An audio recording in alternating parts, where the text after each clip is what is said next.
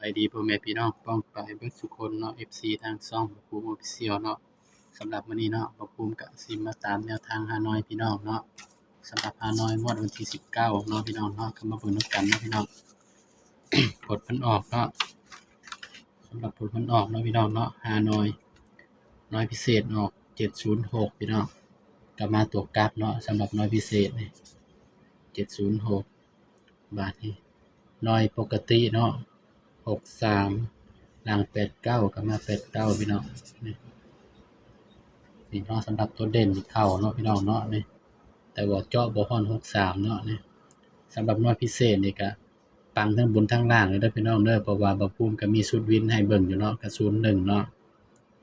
นี่บาดนี้น้อย VIP เนาะ28ก็มาแต่8เนาะพี่น้องแต่บ่มี2เนาะเข้าแต่ตัวเด่น28ข้างล่าง85นี่สำหรับตัวเด่นนี่มาตลอดเนาะสำหรับตัวเด่นเนี่ยบ่เคยหลุดเนาะพี่น้องเนาะมาเบิ่งชุดวินบัดนี้นี่เนาะชุดวินก็เข้าน้อยปกติน้อยพิเศษนี่พี่น้อง01ก็ถือว่าปังเนาะพี่น้องเนาะสำหรับฮานอยมื้อนี้เนาะก็ไปตามกันต่อเนาะพี่น้องเนาะมันของงวดวันที่20เด้อพี่น้อง ไผปังเนี่ยก็บ่ภูมิก็ดีใจนำเนาะพี่น้องเนาะน้อยพิเศษก็ปังน้อยปกติก็ปังเนาะส่วนสายรูดสายวิ่งก็คงสิปังอยู่เนาะพี่น้องเนาะเพราะว่าบ่ภูมิก็บ่อยากจับให้มันหลายเนาะพี่น้องเนาะบ่ภูมิก็จับให้โตที่ให้มันได้น้อยคู่ที่สุดนะเนาะพี่น้องวันที่20บัดนี้20มีนาคม68เนาะพี่น้อง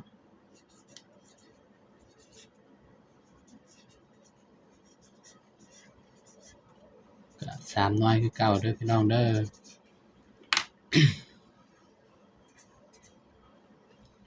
ก็3น้อยคือเก่าเนาะสำหรับฮานอยเนาะพี่น้อง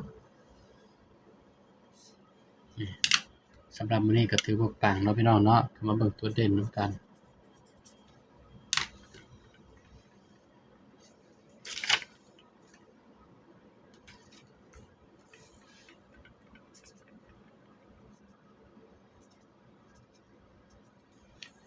สำหรับเด่นมื้ออื่นเด้อพี่น้องเด้อ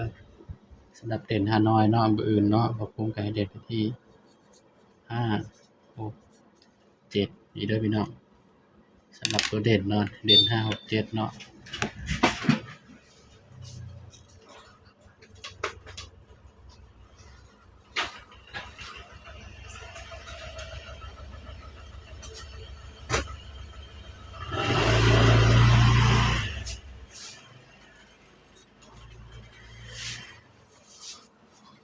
ก็ให้เด่น5 6 7เนาะพี่น้องเนาะนี่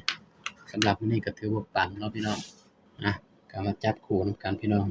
สำหรับเด่นเนาะบ่ภูมิก็ให้เด่น6กับ7เนาะนี่ก็ จับคู่นำกันพี่น้อง8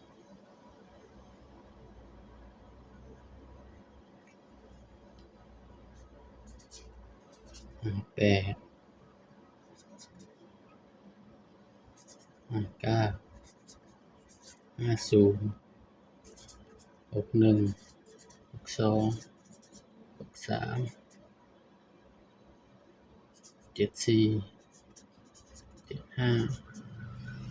76นี้ได้พี่น้องสำหรับแนวทางฮานอยเนาะของ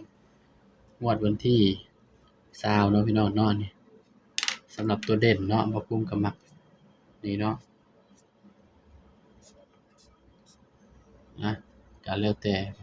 FC สิมักตัวใดเนาะพี่น้องเนาะแต่ว่าบ่ภูมิก็มักพี่น้องนี่ นี่เนาะสำหรับชุด3ตัวเนาะพี่น้อง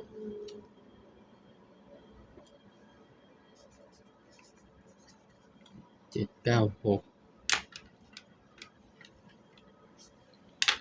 นี่เด้อพี่น้องเด้อสำหรับฮานอยมื้ออื่นเนาะบัดนี้มาเบิ่งชุดวินนำกันพี่น้อง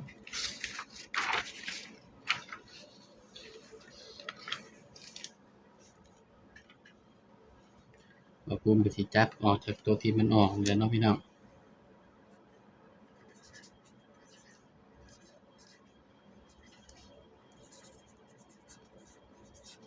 ชุดวินฮานอยเนาะก็สิมีอยู่พี่น้อง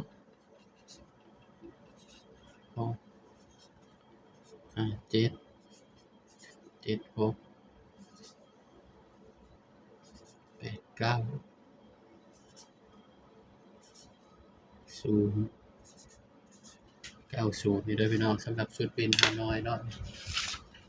ย้ำว่าตัวเลขก็มีเข้ามีหลุดเนาะพี่น้องเนาะมักก็ตามเนาะ